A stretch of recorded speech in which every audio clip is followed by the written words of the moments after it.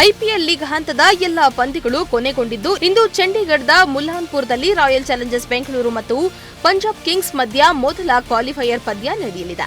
ಈ ಪಂದ್ಯದಲ್ಲಿ ಗೆದ್ದವರು ನೇರವಾಗಿ ಫೈನಲ್ ಪ್ರವೇಶಿಸಿದರೆ ಸೋತವರು ಭಾನುವಾರ ನಡೆಯಲಿರುವ ಎರಡನೇ ಕ್ವಾಲಿಫೈಯರ್ ಪಂದ್ಯವನ್ನ ಆಡಬೇಕಾಗುತ್ತೆ. ಆರ್ಸಿಬಿ 14 ಪಂದ್ಯಗಳ ಪೈಕಿ 9ರಲ್ಲಿ ಗೆದ್ದಿದೆ.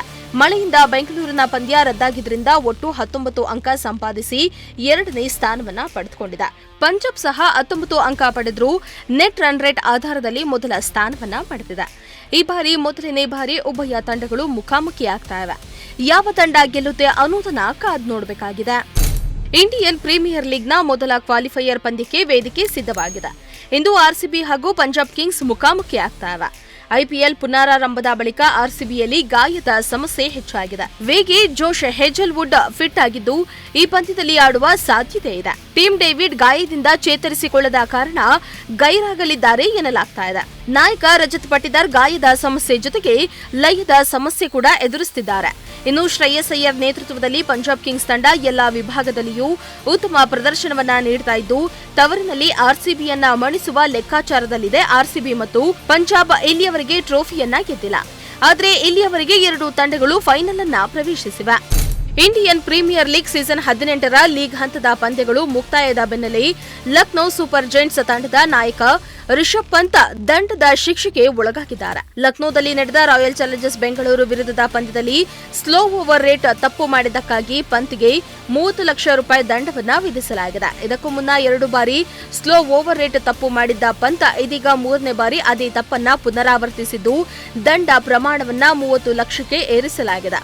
ಈ ಬಾರಿಯ ಐಪಿಎಲ್ನಲ್ಲಿ 8 ತಂಡಗಳ 9 ನಾಯಕರುಗಳು ದಂಡದ ಶಿಕ್ಷೆಗೆ ಗುರಿಯಾಗಿದ್ದಾರೆ. ಸ್ಟಾವಂಜರ್ನಲ್ಲಿ ನಡೀತಾ ಇರುವ ನಾರ್ವೆ ಚೆಸ್ ಪಂದ್ಯಾವಳಿಯ 2ನೇ ಸುತ್ತಿನಲ್ಲಿ ಭಾರತೀಯ ಗ್ರ್ಯಾಂಡ್ ಮಾಸ್ಟರ್ ಅರ್ಜುನ್ ಎರಿಗೇಸಿ ತಮ್ಮ ಅದ್ಭುತ ಆಟದ ಮೂಲಕ ವಿಶ್ವ ಚಾಂಪಿಯನ್ ಡಿ ಗುಕೇಶ್ ವಿರುದ್ಧ ಗೆಲುವನ್ನ ಸಾಧಿಸಿದ್ರು. ಆರಂಭಿಕ ಸುತ್ತಿನಲ್ಲಿ ಗುಕೇಶ್ ನಾರ್ವೆ ದಿಗ್ಗಜ ಮ್ಯಾಗ್ನಿಸ್ ವಿರುದ್ಧ ಸೋತಿದ್ರು. ಆದರೆ ಇವರನ್ನ ಸೋಲಿಸಿದವರು ಭಾರತದವರೇ ಆದ ಅರ್ಜುನ್ ಎರಿಗೇಸಿ. ಈ ಗೆಲುವಿನ ಮೂಲಕ ಅರ್ಜುನ್ ಚೆಸ್ ಪಂದ್ಯದ ಗಮನವನ್ನ ಮತ್ತೊಮ್ಮೆ ತನ್ನತ್ತ ಸೆಳೆದಿದ್ದಾರೆ. ಈ ಮೂಲಕ ತಲಾ 4.5 ಅಂಕಗಳನ್ನು ಗಳಿಸುವ ಅರ್ಜುನ್ ಎರಿಗೇಸಿ ಮತ್ತು ಅಮೆರಿಕದ ಹಿಕಾರು ನಕಮುರಾ ಅಗ್ರಸ್ಥಾನವನ್ನ ಹಂಚಿಕೊಂಡಿದ್ದಾರೆ. ಈ ವರ್ಷದ ನಾರ್ವೆ ಚೆಸ್ ಸ್ಪರ್ಧೆಯಲ್ಲಿ ಭಾರತದಿಂದ ಹಲವು ಪ್ರತಿಭಾವಂತರು ಪಾಲ್ಗೊಂಡಿದ್ದು ಅವರ ನಡುವೆ ಅರ್ಜುನ್ ಉತ್ತಮ ಪ್ರದರ್ಶನವನ್ನ ನೀಡಿದ್ದಾರೆ. ದಕ್ಷಿಣ ಕೊರಿಯಾದ ಗುಮ್ಮಿ ನಗರದಲ್ಲಿ ನಡೀತಾ ಇರುವ ಏಷ್ಯನ್ ಅಥ್ಲೆಟಿಕ್ಸ್ ಚಾಂಪಿಯನ್ಶಿಪ್ ಸ್ಪರ್ಧೆಯಲ್ಲಿ ಭಾರತ ಮಿಶ್ರ 4x400 ಮೀಟರ್ ರಿಲೇ ವಿಭಾಗದಲ್ಲಿ ಭರ್ಜರಿ ಪ್ರದರ್ಶನ ನೀಡಿದ್ದು ಚಿನ್ನದ ಪದಕವನ್ನ ತನ್ನದಾಗಿಸಿಕೊಂಡಿದೆ. ರೂಪಲ್ ಚೌಧರಿ, ಸಂತೋಷ್ ಕುಮಾರ್, ವಿಶಾಲ್ ಟೀಕೆ ಹಾಗೂ ಶುಭಾ ವೆಂಕಟೇಶನ್ ಅವರನ್ನ ಒಳಗೊಂಡ ಭಾರತೀಯ ತಂಡ 3 ನಿಮಿಷ 18.12 ಸೆಕೆಂಡ್ಗಳಲ್ಲಿ ಗುರಿಯನ್ನ ತಲುಪಿದ್ದು ಇತರೆ ಎಲ್ಲ ತಂಡಗಳನ್ನ ಹಿಂದಿಕ್ಕಿ ಭಾರತ ಅತ್ಯುತ್ತಮ ಪ್ರದರ್ಶನವನ್ನ ನೀಡಿದೆ.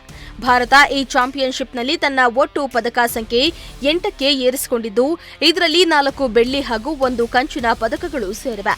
ಭಾರತ ಈ ಸಾಧನೆಯು ವಿಶ್ವ ಮಟ್ಟದ ಕ್ರೀಡಾ ಕ್ಷೇತ್ರದಲ್ಲಿ ದೇಶದ ಸ್ಥಾನವನ್ನ ಮತ್ತಷ್ಟು ಬಲಪಡಿಸಿದೆ.